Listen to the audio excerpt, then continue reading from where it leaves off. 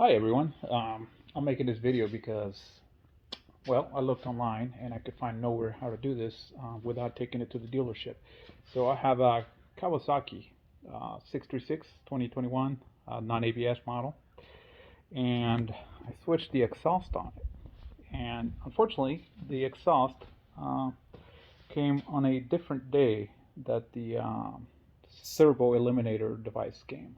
So I took it for a ride. I figured once I put in the servo eliminator on it, the FI code or DFI code would go away, but it did not go away. It stayed. So further investigations, those don't clear just because you've corrected the error. So you need to take it to the dealer to get the error cleared. At least that's what's out there generally in terms of the message. But looked a little further, saw some offbeat foreign videos on how other in other countries they clear the code. And one of the things that I found, and I'll show you here really quick, and this is one of those cheap code readers. And I'm flipping the video here so you guys can see the manufacturer's is Motor Power, and it was like $25 in Amazon. And in addition to that, and it's just a car one, it's not a motorcycle one. I also bought this cable. Now I noticed on the different cables that there was a cheaper one and a more expensive. This one was like $22, the cheaper one is like 16. Well, it has to do with the number of pins inside. So for Kawasaki, you need a specific one. In addition to that, the connector itself is a 6-port connector, not the standard 4-port, which is what I think other motorcycles have. But what makes this one different from the cheaper one is the number of pins inside of it. The cheaper one didn't have all these pins. So I can only speak to this specific adapter that I think is called an ODB2 adapter, which takes essentially from a regular car data plug to a motorcycle data plug, or reader plug, if you will.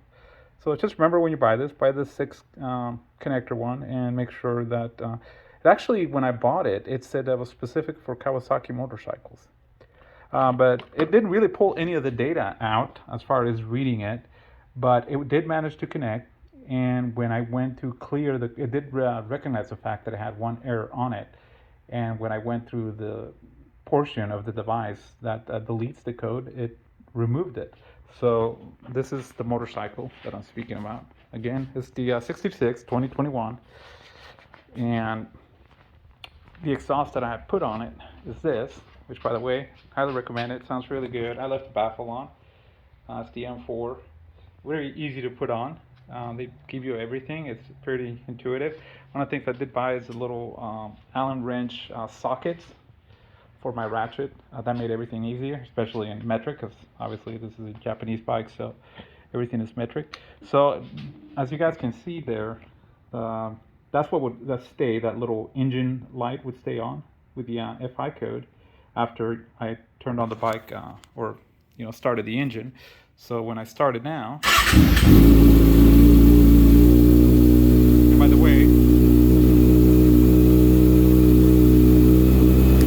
you guys can hear, and you can also see I only have 630 miles on this. I did my own oil change as well. I know they check other things like the chain tension and stuff like that, but I checked it myself. I didn't exactly pull out a ruler or anything, but I mean, I had looked at how much movement it's supposed to have online, which isn't very much, and the chain almost has no movement, so it's still tense enough. So I didn't bother with the initial trip back to the dealership for the first oil change. Everything seems to be running great. I put full synthetic on it, and I found KN 303. Yeah, so again, this is not really well documented. You can get rid of the FI code without having to take it to the dealership. Down here, I think it costs like $125 to have them, plug the little device and erase the code. And I'd rather spend the $50, which is what it cost me totally, around $50, like 22 for one, and I can't remember what it might have been a little more than $50, but it was less than 60 definitely. So to get that done, and now for future changes, if I screw or make some change wherein I get stuck with the code, I at least have a way of clearing it. Other than that, highly recommend this bike. It's fast as hell. So cheers. Hope this was helpful. If you guys have any questions, feel free to ask.